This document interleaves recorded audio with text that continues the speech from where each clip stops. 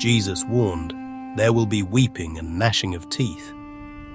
But what does this mysterious phrase really mean? It's not just about hell or future torment. It's a riddle pointing to a specific moment in God's appointed times.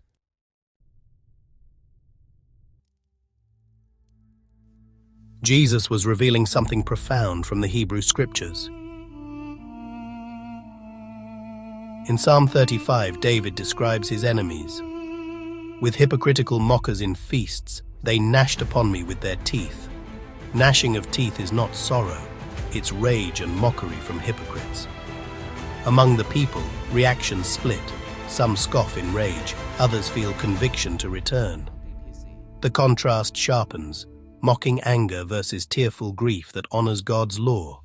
The weeping, that belongs to the righteous who grieve over disobedience to God's law.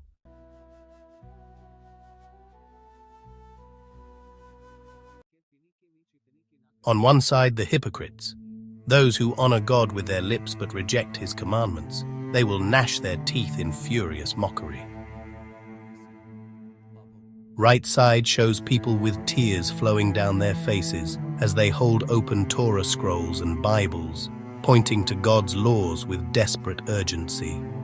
They're pleading with family members and friends. Symbolic rivers of water flow from their eyes. The righteous weep over the other side's rebellion. Psalm 119, 136. "Rivers of water run down my eyes because they keep not thy law." On the other, the righteous who keep Yahweh's laws, they will weep as they urge their loved ones to return to the narrow path.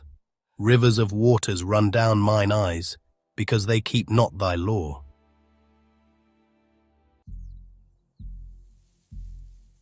This moment arrives on one of God's appointed feast days, a day no one can predict exactly.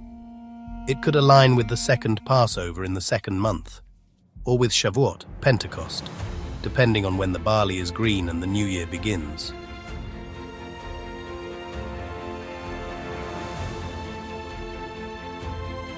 When you see Jerusalem surrounded by armies, know the time is at hand. Within days, redemption is near.